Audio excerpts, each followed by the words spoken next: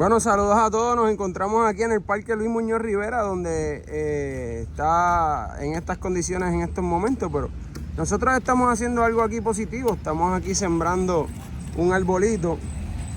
Estamos aquí un arbolito, ya que había sido previamente removido de un lugar donde estaba, pero ahora estamos aquí sembrándolo en el Parque Luis Muñoz Rivera.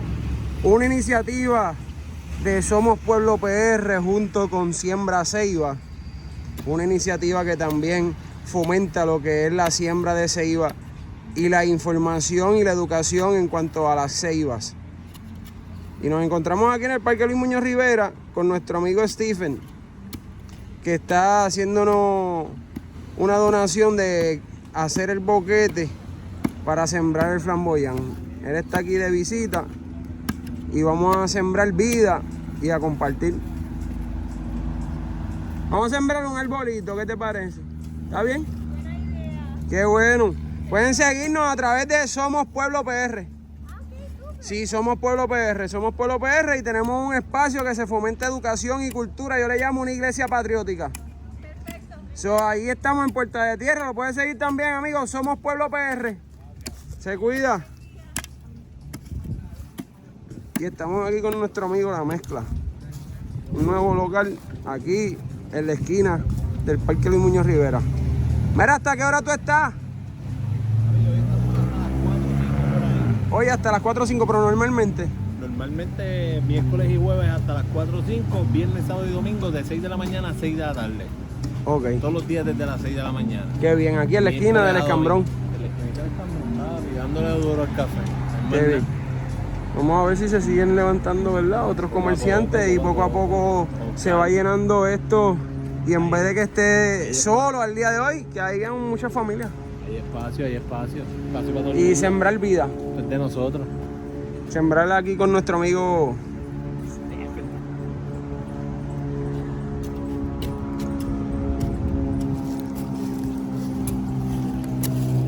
I think it's okay like that or not. The best way to do a tree is 2 times the pot size you're transplanting. So if that's that deep, you want to be about 2 times that. And The bigger, this is hard ground. and I got to fly, so I don't want to be all stinky. But actually, the bigger you can give the hole, the better the chance it has to take off. Because you got to think it's roots fighting through soft ground or through hard ground, you know. So if they can establish themselves in the softer earth that you create for them, you live in Hawaii, right? yeah, that's where I'm going back to. That's where I'm going back. Yeah, yeah. What the Hawaii people is suffering right now about? They still have Hawaiian people over there. Yes, they're still pure-blooded Hawaiians who are under the But false what is? occupation of America through. I hear about in Hawaii is a lot of gentrification before, and right now it's very expensive living in Hawaii. It is very expensive. And it's not a lot of Hawaiian native people, right? If you want to see the future Puerto Rico's headed towards, study the past of Hawaii. You know? That'll give you a good view of what happens when America comes over to the place and what they do to the people that are there. What happens to the prices? So you're not okay with that? Not at all. Not at all. No, the Hawaiian nation. Why you think if I tell you right now in my country I have a law making by political people about they have tax exempt to people who came from outside to my country, and they are selling my houses and my Exactly. building Well, that's what they did in Hawaii. just because they have tax exempt. Well, when they do that, though, those properties still cause the values of the property here to go up, and then cause those taxes here to go up. So they're tax exempt there. Yeah, but the thing is, gonna pay. You're not tax exempt. Yeah, yeah, I need to pay like a 30% of tax. Yeah. And yearly. The way property tax works in America, which if Puerto Rico becomes America, that's how it will work here. When your neighbor's property goes up in value, even though you've not improved yours, your property taxes go up in value because it brings the real estate around it to a higher value. So there were Hawaiians who had ancestral lands, who were happy living on their lands. And then some rich guy came in and bought the property next to them and built a mansion. Well, now their property taxes went up so high because of that affected value, they lost their lands. They couldn't afford to pay the thousands of dollars a year in property tax, so they lost the land that they had been passed down from their ancestors. And their entire cultural thing, their greatest gift to the earth is to be able to stay on what they call Kukua the Aina. Pua is to take care, Aina is the land. So if you was Puerto Rican, you're not a favor of being like a part of the United States? I would not be, and I would hope the Puerto Rican people figure out a way to stand on their own and, like you said, do business with the United States, have a good relationship with the United States, but stand as an independent nation if at all possible. You know? There's always something for sale when They trade. just colonize our mind. Well, yeah, that's a big part of it. Yeah, it's a part of the Again, power. that's part of humanity as a whole, and each individual place needs the value of independent cultures with the unity of working together with those respected lines, you know? There's no reason that I shouldn't be able to sit with my culture and you with yours and someone else with theirs in the same room and have an agreeable interaction and an exchange of the best of everything we've learned from our own ways of being. So we are allowed to remain ourselves, but with the purpose of becoming something greater than all of us alone, which is a unified generation later where the kids are taught from all the cultures, but not taught about how one stole or oppressed or held over another, you know? Where it's a history where we all decided, hey, we were able to hold ourselves independently and hold, just like this tree. It's going to hold its roots separately from that tree, but they're going to share the park. They're going to share it with the grass, and they're going to provide shade for the birds and the things that need the shade. But nothing is oppressing anything else. It's all working in harmony together. That's all of nature. The only thing that works against that principle So is humanity. you think that one of the options is education? Education is the most important thing, and education towards unity and a focus on how we heal and grow and move forward in the world together. Because it is become a world of connectedness. You know? Whether we like it or not, we're connected. But it doesn't need to be a world of forced slavery or oppression. Or those things serve the purpose, and they built things. And it takes a lot of wisdom and understanding to see and be able to have compassion for the way that humankind has done unto itself, the way it's progressed. But a lot of us have that and are able to realize that now. And now, you know, it would be, I think it's important just as an example to the world for a place like this to be able to show that we can do this on our own. Not completely alone, not abandoned and not at war with, but hey, why can't we keep a sense of self-identity while still being friends with the United States and all the other governments of the world? You know? I think Puerto Rico's in a very unique position without being extremely informed, honestly, and without being very educated in how we've come to where you all are. My gut feeling tells me that there's something very unique going on here, and that it has a chance to be an example for other countries and other peoples of the world as far as how to once again work with those who consider themselves the powerful while displaying that you too have something to bring to the table that's worthy of being valued and honored and respected and left within its solidarity. I hope you can come back. I hope so too. Yeah, we are right now. Take care of all of these trees. The tree. Yeah. So that's just my personal feelings. Again, I'm not claiming to be one who's fully educated on any of the laws or any of the real history of Puerto Rico or the United States on any true level of like college education. But as a human being, I've spent a lot of time with people, you know, being someone who travels the world, and I realize most all of us want the same thing. We just want to get along. We want to have an independence and a willingness to share that when we want to, not forced to share it when we have to, you know, when we're told we have to. Mm-hmm. There's times where we want to go to bed, all of us, and sleep, and there's times we want to hang out with our friends. We shouldn't have our bed forcing us, you know, our friends forcing us into bed with them all the time. And that's basically what colonization is. Someone claiming to be your friend who's not giving you the option of that friendship and telling you on their terms how it's going to exist. And that's just not a proper way of interacting or respecting each other in the world.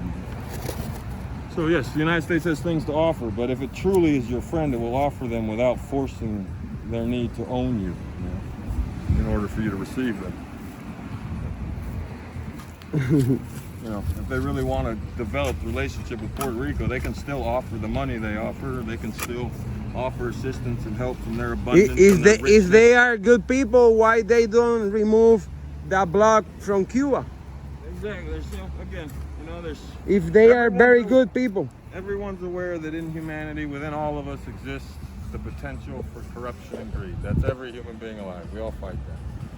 And as a whole, many who have made it into our governments have fallen victim to that part of themselves. They become greedy, but we can't say that they started that way or that they're inherently evil people.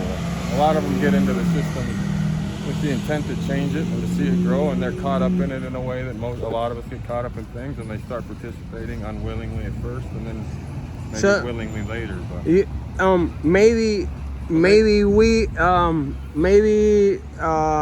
like Puerto Ricans have right now. We are suffering, like I already told you about gentrification, just because our politic people they don't do things in favor of the people. Right now, maybe easy more than 60% of the island, they can maybe think about all United States people. They are okay with gentrification or about, and it is not like that. You are a sample of, you are not agree with the gentrification with any nation, with any people of any country. Nowhere. It's not a proper thing. Brock Pierce. You know who is Brock Pierce? No, it's just I do not know who the man is. You know who it is? No. No? He's a guy, he have a lot of money because he have crypto Oh, okay. currency. You know what I mean? Yeah, I know. So he's over here buying a lot of lands, a lot of buildings. I mean, it's something crazy. Well, again, you know, there's the game and there's the players, and you know, you can't really be angry at people who are playing the game in the way it's been designed. It's on all of us as humanity to redesign the game and the rules, and just because something's allowed doesn't mean we need to do it. You know, just Let me go to the shadow. But that's a personal responsibility that lays on all of us with how we act with each other. You know, like you were just embracing and adopting me. I am the perfect picture of what the colonizer looks like in many people's minds. You know? Yeah. I was painted that. You know? And in school, even I was told. You know, I mean, this was Hitler's sold version of what humanity should look like. I didn't choose the body any more than you. You know, this is what I got given by God. It's the same as yours. So should I be punished for it because others who look this way acted a certain way? No one anywhere on earth should be, you know. And no one should be forced to be other than what they are. You know, they should, again, be allowed to nurture in their own way, in their own time, the gifts that are inherent in every culture. And then when they are ready, bring them forth and share them with the world, not under force, not under duress, not under threat that we're going to let you starve if you don't participate with us. You know, those who have stepped up the ladder have the responsibility to turn around, reach down, and help the next guy below them back up. And that's the position the United States has failed to take. They came to such a place of wealth. And the U.S., again, we have to remember, though it may have started by rich white Europeans or whoever you might say started it, now it's a culmination of people from all over the world. It's a melting pot. It's literally the world's responsibility. All of its people have come to that space of land, and they need to come together and agree that we have created an abundance here that we now can overflow and share unto others and help them eat at the same table of the same foods and enjoy the same comforts and the same everything that can be enjoyed in that country. And I believe the youth sees that and is working towards that and fighting towards that, and just there's never, you know, growth and change hurts. You know, literally every human being has gone through growing pains. It takes wind to break trees just enough to stress them so that they can grow strong. So there's a need for a certain amount of resistance, but at a point it becomes detrimental and it becomes, you know, unhelpful. So like I was saying earlier, don't fight, nurture. You know? Nurture through education being the main thing, and focus on the future you want to create, not the past that you want to escape. That way you always have a good idea of where you're going, you know? And just take the lessons as humanity, because again, this is no one people's fault, and that's the biggest mistake all cultures continue to make, is to blame someone else.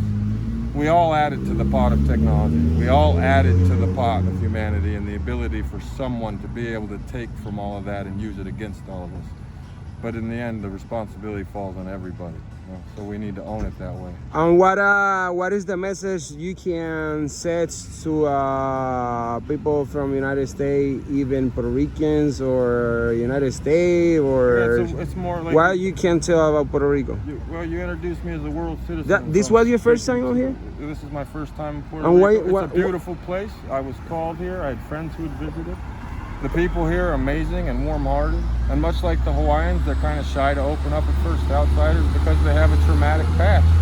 They've been taken and abused. But when you meet them, I've had homes open to me. I've met you. You've given me this shirt. You've given me this time with barely knowing me. I do all of this with you just because you understand all of the real thing, But if because I the had to people are leave colonized. A message to the world of Puerto Rico is, support them in their right to be Puerto Ricans, and in the same way you'd want to be supported in your right to be whoever you claim or define yourself to be.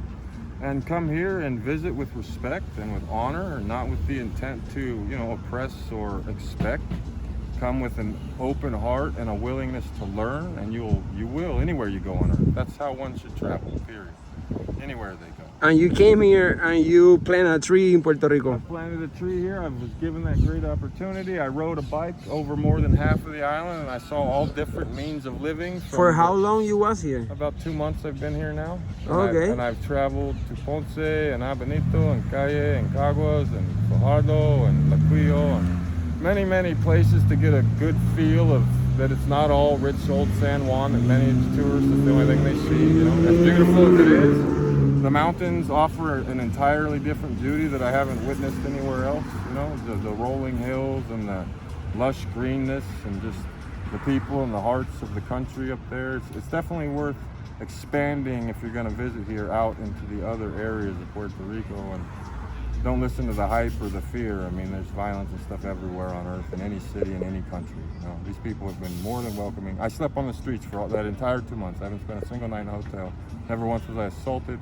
Never once was I attacked. I had no problems at all. So for me, it's a pleasure meet you here and give you you give it to us, your knowledge and your words, because we need it, and that the people from the United States, they need to understand either. Thank you for I'm not rival of United States people. I'm just against the system and the colony and the imperialism and everything. And many of the people of the United States are against it as well. They're not happy with their own government and how it represents them, because it doesn't represent them. Most of the United States, I would like to say, you will find if you get out of the cities that so many people hear of, is of the mind of which I speak. They're very loving country folks who are very open. They live rurally. They take care of their neighbors. They don't want to be imposing their tax dollars into other countries to oppress them and things. It's a very limited section of humanity who's doing this to the rest of us. And that's what we got to keep in mind. The government, though it was elected by the people, doesn't necessarily represent the people. And anymore, it can be argued it wasn't even completely elected by them in today's day and age over there. So, let's not hold any judgment towards each other just because where we're from. Let's meet with this understanding of the willingness to be educated and learn from each other, and I think that is the key to moving forward in this world. Yeah. Thank you, brother. Very good.